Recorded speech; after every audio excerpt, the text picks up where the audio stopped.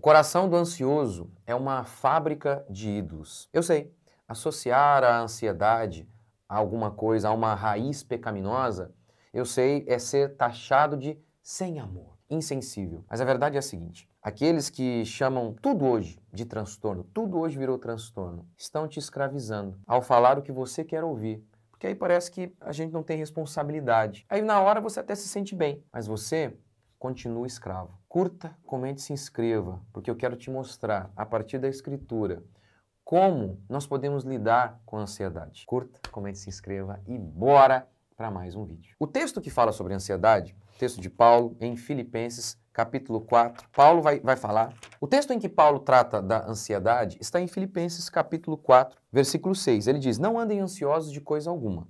Em tudo, porém, sejam conhecidas diante de Deus as vossas súplicas com ações de graças, e a paz de Deus, que excede todo o entendimento, vai guardar o seu coração. Paulo está fazendo uma promessa, e é Deus aqui. Se nós somos cristãos, cremos no que ele está falando, que é Deus falando. É uma promessa. A paz de Deus vai guardar o seu coração. Mas veja que coisa interessante que está aqui.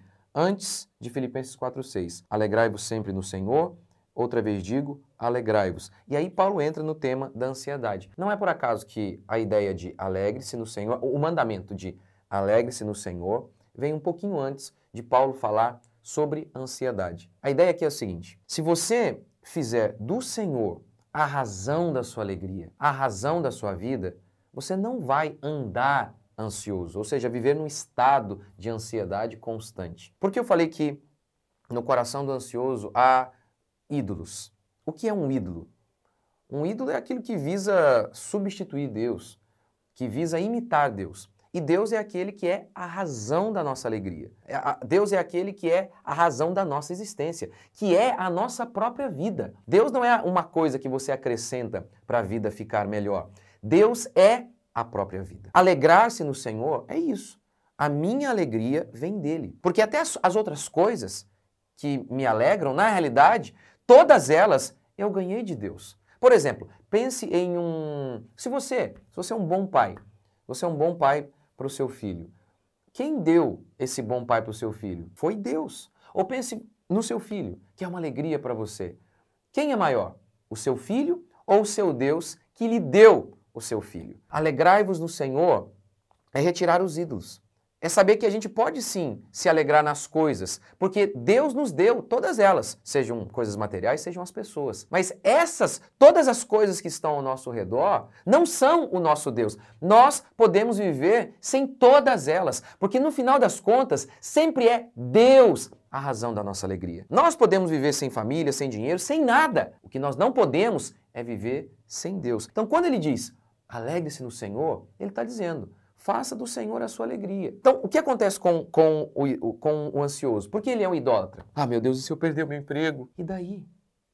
O Senhor não é a sua alegria? Ele vai prover a você o que você precisa. Você não crê que Deus te ama? Ele é todo-poderoso e Ele ama o seu povo?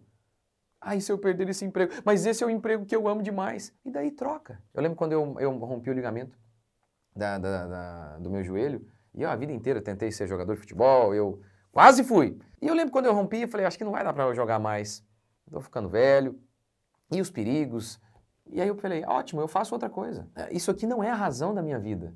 Mas pensa bem, a vida inteira, a minha vida foi dedicada a isso, ao esporte, ao futebol. E tá bom, eu mudo. Eu posso ficar sem futebol. Eu posso ficar sem um hobby. Tô te falando porque eu já aconselhei muita gente assim. Pessoas que, por conta de perder um hobby, por exemplo, entraram em profunda depressão. Por quê? Porque ela fez daquele hobby o seu Deus. Tá vendo?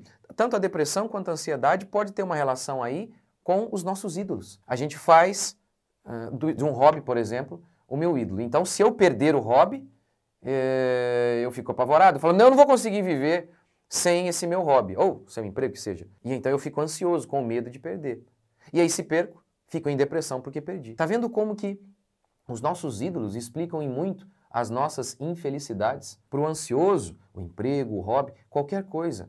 Ele fez daquilo ali a razão da vida dele. Ah, e se eu perder o meu nome? Quantas pessoas, elas são apavoradas, elas deixam de começar um emprego, elas deixam de chegar em uma moça e para convidá-la para sair por conta do medo, da vergonha. Ah, e o que vão dizer de mim? E se eu começar esse negócio aqui e falir, o que vão dizer de mim? E fica ansioso. Nossa, e agora? O que vão falar de mim? Eu fiz uma compra e deu errado. O que vão dizer de mim? Por que ele está tão ansioso? O nome dele é um ídolo. Paulo morreu como herege. Paulo sabia que ao fazer o que ele fez, ele seria chamado como de herege. Ele fez mesmo assim. Ele não amava o seu nome. Quantos homens de Deus foram mortos, assassinados, como hereges, como vilões? Cristo foi crucificado entre os bandidos. Você imagina então, se os homens de Deus ficassem o tempo todo preocupados com o próprio nome, eles não teriam feito aquilo que eles fizeram, a vida deles não teria sido tão espetacular. Por que tanto medo? Ídolo. Fazemos do nosso nome, então, o nosso ídolo. Por que temos tanto medo de fazer as coisas? Ai, o que vão dizer de mim e se eu errar? Lembra de Deuteronômio 8:2? Em que Deus diz que guiou o seu povo no deserto e permitiu que o povo passasse fome e humilhou o povo. Por quê? Para provar o que estava no coração. Então veja bem, Deus, quando permite que sejamos envergonhados, até isso é para o nosso bem. A única pergunta é se você é um cristão genuíno, se você é de Deus ou não. Porque se você é de Deus, não existe coisa ruim na vida de um cristão. Tudo coopera para o bem daqueles que amam a Deus. Como alguém que tem essa promessa, tudo coopera para o bem daqueles que amam a Deus, tudo mesmo, até a morte. Se tudo coopera, como nós podemos andar ansiosos? Várias vezes, eu já falei, puxa, eu vou fazer esse vídeo, vai dar problema, vão me xingar, vão acabar comigo. Outras vezes eu pensei, puxa, e se eu não me expressei corretamente? E se, ai meu Deus, se eu for envergonhado? E daí? E daí? Deus vai usar isso para me quebrantar. Vai usar essa humilhação para me quebrantar. Eu preciso fazer aquilo que eu acredito que é certo. Mesmo que às vezes vai dar certo, às vezes vai dar errado, mas até quando dá errado, está dando certo. Por quê? Porque Deus usa aquilo para nos quebrantar. Deus usa aquilo para o nosso bem. Portanto, a ansiedade tem a ver com esses ídolos que conservamos. Ídolos, por exemplo, financeiro. O dinheiro, aí se eu perder, um familiar, o seu nome, o seu ego. Muitas e muitas vezes você fica ansioso por conta do seu ego. Por exemplo, a timidez excessiva, que muitas vezes tem até um pouco associado aí com a ansiedade. O que é? O medo de falar em público. É que você está preocupado com o seu ego, com o seu nome. Aí fica ansioso demais e trava. Sabe, aquele nervosismo, falar em público, por exemplo, isso é normal, isso faz parte. Mas o que é a ansiedade? É a tal ponto em que a pessoa, ela trava. Ela faz com que essa tentação de ficar preocupado com o que os outros dizem a leve a se tornar ansiosa e ela trava. Ora, nós cremos num Deus que nos ama e é todo-poderoso e prometeu que todas as coisas vão cooperar para o nosso bem. Pense, por exemplo, na morte dos discípulos, dos apóstolos. Eles foram decapitados, gente, cerrados ao meio, mortos das maneiras mais terríveis possíveis. Isso não tem como usar uma coisa dessa para o bem. Isso é a maior prova de que o que eles pregavam era verdadeiro. Por quê? Eles testemunharam que Jesus morreu na sexta e ressuscitou no domingo. Alguém podia dizer, vocês estão mentindo. Hoje alguém podia dizer, esses apóstolos estão mentindo, eles mentiram. Por quê? Eles não ganharam nada. Eles perderam tudo, foram mortos das maneiras mais cruéis possíveis. É justamente por isso, por conta do tipo de morte que eles tiveram, que há 2000 anos nós estamos aqui dizendo, eles falaram a verdade. Ninguém mente para ser torturado. Ninguém mente para perder a própria vida. Ninguém mente para ver seus parentes e amigos morrendo. Eles falaram a verdade. Como a gente sabe disso? Por conta do jeito que eles foram mortos. Tá vendo?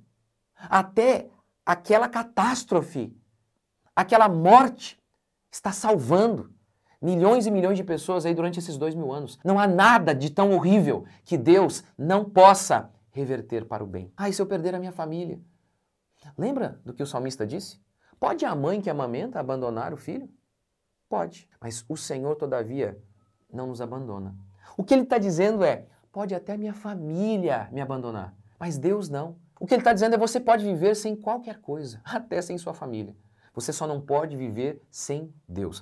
Veja este texto. Ainda que a figueira não floresça, nem haja fruto na vide, o produto da oliveira minta, os campos não produzam mantimento, as ovelhas sejam arrebatadas do aprisco e nos currais não haja gado. Todavia eu me alegro no Senhor. Ainda que. Porque tem o pessoal que é o pessoal positivo, né? Que diz, não, eu só penso coisa positiva. Isso é irrealista. As pessoas ficam doentes, as pessoas são limitadas, enfim. Coisas ruins acontecem com todos. A vida está aí, a história humana está aí para provar isso. Mas o pessoal positivo, eles dizem, pense apenas de maneira positiva e você se livrará da ansiedade. Mas isso é uma mentira. Isso é uma mentira. Coisas ruins acontecem com a gente. Então, o salmista é realista. Ele diz, ainda que, espero que não. A gente não fica lá esperando o pior. Ainda que, espero que não, mas ainda que currais não haja gado, produto do oliveira minta, ou seja, o caos se instale. Ele diz, ainda que isso aconteça, eu sei que pode acontecer, espero que não, mas ainda que, eu sei que eu vou estar de pé, porque eu me alegro no Senhor. Tá vendo? Ele está dizendo, o Senhor é a razão da minha alegria, Ele é quem me mantém. E aqui não é o problema do ansioso, é com o futuro, com o ainda que. Davi diz o mesmo, ainda que eu ande pelo vale da sombra da morte. Ele sabe, é real, a gente pode enfrentar sim a doença, a gente vai enfrentar a morte um dia nós iremos andar no corredor da morte. Mas Davi está bem por quê?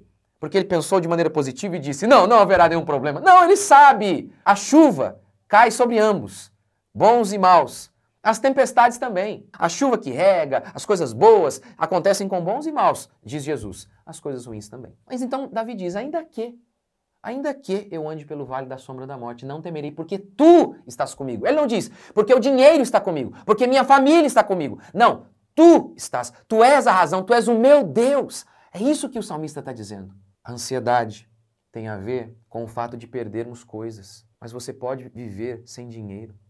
Você pode viver até mesmo sem a sua família. O que você não pode é viver sem Deus.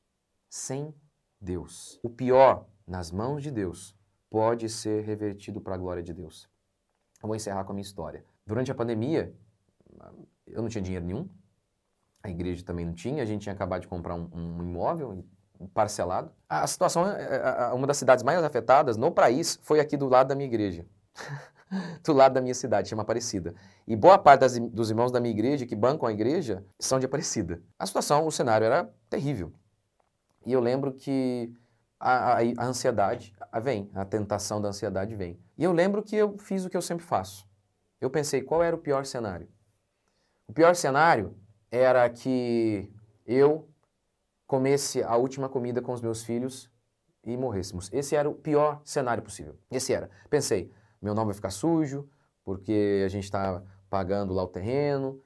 E fui pensando, e o pior cenário era esse. Mas aí eu me lembrei.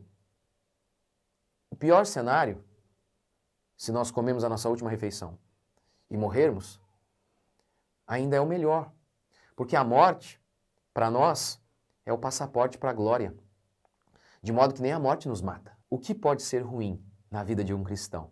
Se até a morte é o momento em que ele vai se encontrar com o seu Senhor. Eu sei que você tem ouvido que hoje quase tudo é transtorno, e eu não estou dizendo que não existam, de fato, alguns problemas.